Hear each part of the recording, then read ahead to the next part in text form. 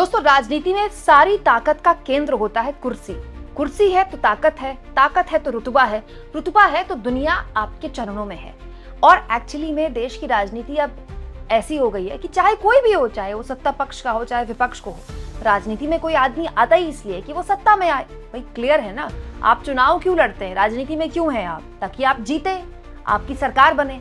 और एक बार सरकार बन जाए तो कौन चाहता है कि उसकी सरकार गिर जाए? और खास तौर पर अगर कोई अपना ऐसे करने की जुर्रत करे तो उसको सजा तो मिलनी ही मिलनी है।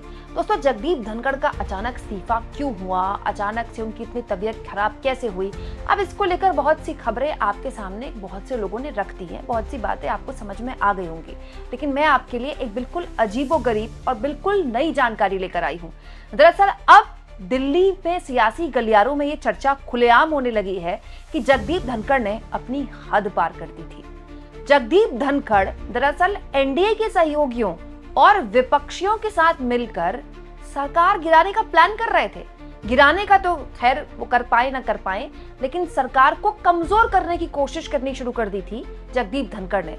सब कुछ मैं आपको तफसील से बताऊंगी दोस्तों, और साथ में आपको ये भी बताऊंगी कि जगदीप धनखड़ के इस्तीफे से ठीक पहले अरविंद केजरीवाल वाली उनकी इस मीटिंग की सच्चाई क्या है। जी हाँ दोस्तों, अभी कुछ दिन पहले जगदीप धनखड़ ने जब इस्तीफा दिया नहीं था, उसके एक दो दिन पहले, इनफैक्ट शायद एक दिन पहले ही जगदीप धनखड़ की अरविंद केजरीवाल के साथ ये तस्वीर वायरल हुई। दरअसल अरविंद केजरीवाल उपराष्ट्रपति से मिलने गए, जगदीप धनखड़ तब उपराष्ट्रपति थे, तो ये एक रूटीन मुलाकात की तरह देखी जा रही थी। फिर जैसे ही जगदीप धनखड़ का इस्तीफा हुआ तो लोगों ने इस फोटो पे बहुत सारी मीम बनाने शुरू कर दिए। लेकिन क्या आप जानते हैं दोस्तों कि इस फोटो की भी एक सच्चाई सामने आई है जो आपको हैरान कर देगी, और शायद ये सुनकर सरकार भी हैरान हो गई थी। एक्चुअली अब खबर आ रही है कि अरविंद केजरीवाल का मिलने का कोई कार्यक्रम नहीं था जगदीप धनखड़ से।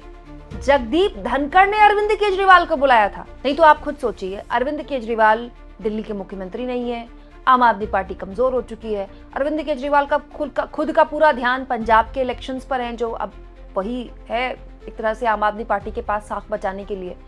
अरविंद केजरीवाल का कोई इंटरेस्ट नहीं है नेशनल पॉलिटिक्स में। ऑफ कोर्स उनकी पार्टी नेशनल पॉलिटिक्स में अपनी धाक जमाना चाहती है, लेकिन केजरीवाल जानते हैं कि अगर दिल्ली के बाद पंजाब हार गए तो पार्टी खत्म हो जाएगी। लेकिन अब दोस्तों खबर ये आई है कि जगदीप धनखड़ ने उपराष्ट्रपति रहते हुए उन्होंने केजरीवाल को बुलाया मिलने के लिए, एक कर्टसी मीटिंग।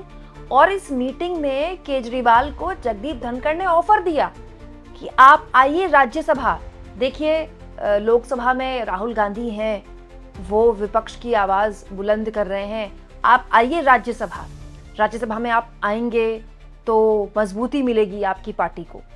ये जब अरविंद केजरीवाल ने सुना तो उन्होंने जवाब दिया धनखड़ को कि नहीं, पार्टी चाहती है कि मैं राज्यसभा या लोकसभा नहीं जाऊं, पार्टी का यही फैसला है। मतलब अरविंद केजरीवाल ने धनखड़ को मना कर दिया, लेकिन धनखड़ उनसे कह रहे हैं कि नहीं नहीं, आप आइए, विपक्ष के नेता देखिए लोकसभा में हैं, आप राज्यसभा में आइए तो आपके कद को वजन मिलेगा, आपकी बात और सुनी जाएगी। आप नेशनल पॉलिटिक्स में एक तरह से आने के लिए इन्फ्लुएंस कर रहे थे जगदीप धनखड़। मतलब आप सोचिए, बीजेपी ने अपने इतने दशकों पुराना सपना पूरा किया। तो दिल्ली में सुषमा स्वराज की सरकार गई थी, तब से दिल्ली में सरकार बनाने में मुश्किल आ गई थी बीजेपी को। पहले शीला दीक्षित कितने लंबे टाइम तक सरकार चली, उसके अरविंद केजरीवाल दिल्ली में एक तरह से स्थापित हो गए। कितनी मुश्किल से, कितने जुगाड़ लगा के दिल्ली में बीजेपी ने सरकार बनाई। और अब जब दिल्ली में बीजेपी की सरकार बन गई, अरविंद केजरीवाल की स्थिति उन्होंने कमजोर कर दी, तो जगदीप धनखड़ उनसे कह रहे हैं कि आप राज्यसभा में आइए, राज्यसभा में आकर आपको वजन मिलेगा। तो ये जाहिर सी बात है दोस्तों, ये सब कुछ जो वो कर रहे थे, सरकार को इस बारे में पूरी जानकारी थी। इसके बाद दोस्तों एक मंत्री जी की, भारी भरकम मंत्री जी हैं, उनकी जगदीप धनखड़ से मुलाकात भी हुई। हालांकि इस पर कंफर्मेशन नहीं है कि मुलाकात हुई कि फोन पर बात हुई, लेकिन ये सही है कि एक बहुत ताकतवर मंत्री की उनसे बात हुई और उन्होंने आपत्ति जाहिर की इस पर कि ये जो आपने केजरीवाल को बुलाया है, ये जो मीटिंग की है, ये गलत है, ये आपको नहीं करनी चाहिए थी। तो जगदीप धनखड़ उखड़ गए ये कहते हुए कि मैं हर चीज आपसे पूछकर नहीं करूंगा। मतलब जगदीप धनखड़ उपराष्ट्रपति वाला कद, उपराष्ट्रपति वाली ताकत चाहते थे और वो फ्रीडम चाहते थे। वो कह रहे थे कि मैं हर चीज आपसे पूछकर नहीं करूंगा, जो ये मेरे अधिकार है, मैं अपने विशेष अधिकार में बुलाया और उनसे बात की। इसके बाद दोस्तों एक और खबर मुझे पता लगी है, वो ये है कि जगदीप धनखड़ ने अभी कुछ वक्त पहले एनडीए के नेताओं के साथ भी मुलाकातें करनी शुरू कर दी, और बाकायदा एनडीए के नेताओं के साथ, मतलब एनडीए आप समझ लीजिए मोदी जी की राजनीतिक बैसाखी, उनसे मुलाकात करके धनखड़ अपना दुखड़ा रो रहे थे कि देखिए मेरी तो कोई सुनता ही नहीं है, मेरी तो कोई चलती ही नहीं है। और ये जब पूरा एपिसोड हुआ तो भी एक मंत्री ने उनको चेताया कि ये आप जो कर रहे हैं बहुत गलत है, इससे सरकार और आपके बीच में ट्रस्ट डेफिसिट, जो भरोसा है वो बहुत ज्यादा कम हो गया है। अब स्थितियां ये आ गई दोस्तों, जैसा कि मैंने आपको कल भी बताया था कि एक कार्यक्रम में, हालांकि ये जानकारी अब क्लियर है कि करीब 20-22 दिन हो गए मोदी और धनखड़ के बीच में कोई बातचीत नहीं थी, बिल्कुल कम्युनिकेशन जीरो हो चुका था, मोदी ने बात करनी बिल्कुल बंद कर दी थी। लेकिन इससे पहले एक कार्यक्रम में ये जो चल रहा था, जगदीप धनखड़ को लगातार चल रहा था, विपक्ष के नेताओं के साथ उनकी मीटिंग्स खूब चल रही थी, एनडीए के नेताओं के साथ वो एक तरह से अपना दुखड़ा रोने लगे कि मेरी कोई सुनता नहीं है। केजरीवाल को उन्होंने बुला लिया, ये तो मतलब टिप ऑफ द आइसबर्ग हो गया, ये तो हद पार कर दी उन्होंने। लेकिन इससे बहुत पहले जब ये रिश्तों में खटास आनी शुरू हुई तो मोदी ने उनको एक कार्यक्रम में, सार्वजनिक कार्यक्रम में मिलते रहते हैं, राष्ट्रपति भवन में भी कार्यक्रम होते हैं, इसके अलावा भी कई कार्यक्रम होते हैं, इशारों में बोला था कि आजकल तो खूब मीटिंग चल रही है। एग्जैक्टली यही शब्द थे या नहीं मुझे नहीं पता, लेकिन ऐसे कुछ चेताया था। तो जगदीप धनखड़ ने उनको क्या जवाब दिया एग्जैक्टली मुझे नहीं पता, लेकिन ये बात सच है कि उनको लगातार कम्युनिकेट किया जा रहा था। जब राज्यसभा के अंदर जस्टिस वर्मा को लेकर जो प्रस्ताव था, जब उन्होंने वो स्वीकार कर लिया, तब अब लोग कहते हैं कि शायद वो जेपी नड्डा थे। अब मुझे एग्जैक्टली नहीं पता, तो मैं नाम किसी का नहीं ले सकती, सूत्र चल रहे हैं तो मैं आपको बता देती हूँ।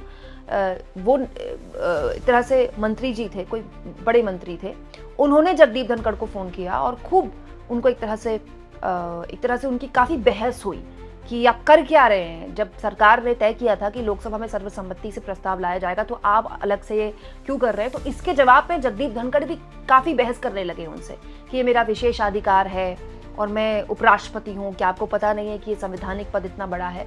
ये सारी बहस हुई और अंत में जो स्थितियां हुई, जगदीप धनखड़ को साफ संदेश दे दिया गया कि अगर आप इस्तीफा नहीं देंगे तो आपके खिलाफ आपको इम्पीच कर दिया जाएगा, आपको पद से बाहर कर दिया जाएगा।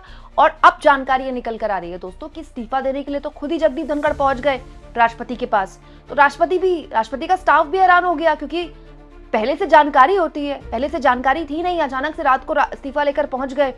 तो 25 मिनट के आसपास जगदीप धनखड़ को इंतजार करवाया गया, क्योंकि राष्ट्रपति को कोई जानकारी नहीं थी कि धनखड़ आएंगे, तो 25 मिनट उनको इंतजार भी करवाया गया है। और जब उन्होंने इस्तीफा दिया, इस्तीफे के उसी वक्त से जब इस्तीफा दिया तुरंत अपना सामान पैक करना धनखड़ ने शुरू कर दिया था, और इसीलिए जगदीप धनखड़ का इस्तीफा भी कुछ घंटों में मंजूर हो गया। उनको नोटिस भी मिल गया कि आप बंगला खाली कर दीजिए, और उनको नया बंगला अलॉट भी हो गया। नहीं तो आप खुद सोचिए, स्मृति ईरानी चुनाव हारी थी, बहुत लंबे टाइम तक वो अपने बंगले में रही, उनको बाद में 1-2 महीने बाद शायद नोटिस मिला, फिर उनको दूसरा बंगला शायद अलॉट हुआ या वो अपने घर में शिफ्ट हुई, उनके पास अपना घर भी है यहाँ पर। तो एक मंत्री, एक सांसद चुनाव हार रही है तो उनको इतना टाइम दे रही है सरकार, लेकिन इतनी जल्दी बंगला खाली भी करवा लिया जा रहा है। अब बंगला बहुत जल्दी वो खाली कर देंगे और नया बंगला अलॉट भी कर दिया मिनिस्ट्री ने। तो ये बताता है कि सरकार भी चाहती थी कि जल्दी जल्दी से वाइंड अप हो जाए। और अब तो उपराष्ट्रपति को लेकर ऐसी जानकारी आ रही कि हो सकता है कि पीएम जब वापसी करेंगे ब्रिटेन और मालदीव के दौरे से, उसके बाद उपराष्ट्रपति का चुनाव भी हो जाए। सरकार इसको एकदम जल्दी जल्दी निपटाना चाहती है। अब इससे निकल कर क्या आता है दोस्तों, हालांकि मैं फिर कह रही हूँ कि ये सब छोटी छोटी बातें हैं।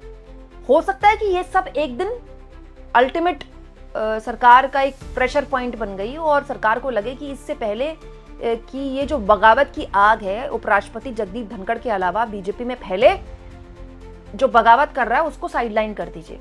या तो ये कर दिया गया हो या फिर इसके अलावा भी कोई और वजह हो। अब जगदीप धनखड़ बोलेंगे नहीं बोलेंगे कुछ कहा नहीं जा सकता, लेकिन हाँ ये बात सही है कि जगदीप धनखड़ एनडीए के नेताओं से भी मिल रहे थे, विपक्ष के नेताओं से भी मिल रहे थे। केजरीवाल को उन्होंने ही बुलाया था। ये बात नहीं मैं आपको बता दूं दोस्तों कि कहने वाले ये भी कहते हैं कि जब धनखड़ के खिलाफ विपक्ष अविश्वास प्रस्ताव लेकर आया तो वो कुछ ज्यादा ही नर्वस हो गए, तब से वो कुछ ज्यादा बातचीत करने लगे, विपक्ष के नेताओं से मीटिंग्स करने लगे। लेकिन मैं फिर कह रही हूँ दोस्तों, राज्यसभा जो संभाल रहे हैं, राज्यसभा के सभापति के तौर पर उपराष्ट्रपति, मतलब उनको विपक्ष के नेताओं के साथ उनका मिलना कोई असामान्य बात नहीं है। This is very normal. और अगर रिश्ते इतने ही खराब थे तो पिछला जो सत्र गया है, जो बजट सत्र गया है, उसमें तो ऐसा नहीं लग रहा था। मतलब बजट सत्र में भी उपराष्ट्रपति के तौर पर जगदीप धनखड़ ने जिस तरह से राज्यसभा चलाई है, उनकी कितनी बहस हुई मल्लिकार्जुन खड़गे से। क्यों? क्योंकि बात बात में वो ऑथेंटिकेट कीजिए बोल देते थे। मल्लिकार्जुन खड़गे से उनकी खूब बहस हुई, वो मल्लिकार्जुन खड़गे को नियम बताते थे बार बार। खड़गे ही नहीं, विपक्ष के किसी भी नेता के लिए बोलना राज्यसभा में मुश्किल हो गया था। तो अगर ये सच है कि वो नाराज थे, तो ये भी सच है कि धनखड़ अगर नाराज थे तो वो सार्वजनिक तौर पर तो ऐसा कुछ भी नहीं कर रहे थे। एक दो बयान उन्होंने भले शिवराज सिंह चौहान को दिए हों, ऐसा भी कुछ नहीं कर रहे थे कि सरकार को आपत्तियां हों। तो फिर वजह हुई क्या? अब दोस्तों हुआ क्या कि जगदीप धनखड़ सोच रहे थे कि जब सरकार से उनकी नाराजगियां होंगी या फिर जो उनका इस्तीफा होगा उससे उनको भारी जन समर्थन मिलेगा। अगर वो ऐसा सोच रहे थे या फिर विपक्ष इसको लेकर बहुत ज्यादा बड़ा मुद्दा बनाएगा, हो सकता है वो ऐसा सोच रहे हो, तो ऐसा सोचना गलत है। जगदीप धनखड़ के साथ किसी की कोई सिंपैथी नहीं है, ना विपक्ष की ना उनके खुद के समाज की। वो उनकी जब मिमिक्री हुई थी पिछली लोकसभा में तो उन्होंने कहा था कि जाट समाज आहत हुआ है और मैं किसान पुत्र हूँ। लेकिन सच्चाई ये है दोस्तों कि जिस तरह का व्यवहार उन्होंने पश्चिम बंगाल के राज्यपाल के तौर पर और उपराष्ट्रपति के तौर पर, राज्यसभा के सभापति के तौर पर दिखाया है, वो किसी भी हाल में ऐसा नहीं है जिससे किसी की भी उनके साथ सिंपैथी जुड़े। ये पॉसिबल ही नहीं है कि आप सत्ता के करीब रहते हुए सत्ता के सारे मजे लें। ठीक है, आपको जो भी सुविधाएं मिल रही हैं, आपको जो भी ताकतें मिल रही हैं, भाई संवैधानिक तौर पर तो राष्ट्रपति के बाद उपराष्ट्रपति सबसे बड़ा पद है, तो प्रोटोकॉल तो आपको सब मिल ही रहा होगा। अच्छा, प्रोटोकॉल के भी आपको सारे आराम लेने हैं, लेकिन उसके बाद आपको एक फ्रीडम के साथ काम करना है, ऐसा नहीं होता है। तो ये जगदीप धनखड़ ने अगर गलतफहमी पाल ली कि अचानक से वो विद्रोह करेंगे, अचानक से वो सरकार के खिलाफ आवाज उठाएंगे, तो सरकार तो लोगों का उनको जन समर्थन मिल जाएगा सरकार के खिलाफ खड़े होने का, ऐसा नहीं है दोस्तों। सत्यपाल मलिक और जगदीप धनखड़ में बहुत फर्क है। यहाँ मैं एक और चीज आपको बता दूं कि आने वाले वक्त में भी अगर जगदीप धनखड़ बोलते हैं, अब वो बोलेंगे नहीं बोलेंगे इसकी संभावनाएं देखिए बहुत ज्यादा नहीं है, क्योंकि बहुत सी चीजें हैं आप जानते ही हैं। लेकिन अगर वो बोलने की चेष्टा करते हैं और कुछ बड़े खुलासे टाइप करते हैं, तो भी उनके उन खुलासों पर लोग सियासी तौर पर चटकारे ले सकते हैं। अब दोस्तों आने वाले वक्त में जगदीप धनखड़ कोई बड़ा खुलासा कर दें, कोई बड़ी बात बता दें, वो अलग बात है, उसके बाद उनके साथ सिंपैथी जुड़े ना जुड़े। लेकिन हाँ, ये बात सही है कि जगदीप धनखड़ रिटायर होने वालों में से तो नहीं है। टायर्ड और रिटायर्ड फिलहाल वो दिखते नहीं है, तबीयत उनकी जितनी भी खराब हो, लेकिन वो रिटायर्ड होने वालों में से नहीं है। अब वो बोलेंगे नहीं बोलेंगे, कब तक बोलेंगे, तो खैर देखना दिलचस्प होगा। लेकिन हाँ, ये बात सही है कि जगदीप धनखड़ 2024 के लोकसभा चुनाव के बाद 240 पे जब से बीजेपी आई, उसने बहुमत खोया, तब से वो अपने मतलब खुद भी संभावनाओं की तलाश कर रहे थे। सरकार के अंदर रहते हुए अगर वो ऐसी हिम्मत करेंगे तो फिर कैसे चलेगा, बताइए। आप इस मुद्दे पर क्या सोचते हैं दोस्तों? क्या जगदीप धनखड़ को हटाकर बीजेपी ने एक तरह से जो बगावत का पिन पॉइंट था उसको हटाने की कोशिश की, या फिर बीजेपी को यह डर था कि अगर हटाया नहीं गया तो फिर अभी तो धनखड़ बोल रहे हैं, उसके बाद पार्टी के अंदर भी कई लोग बोलना शुरू कर देंगे? कमेंट बॉक्स में जरूर लिखें और जितना हो सके चैनल को शेयर करें, सब्सक्राइब करें और थैंक्स और ज्वाइन। दोस्तों ये दो ऑप्शन है जिसके जरिए अगर आप चाहें तो आर्थिक तौर पर भी चैनल के हाथ मजबूत कर सकते हैं।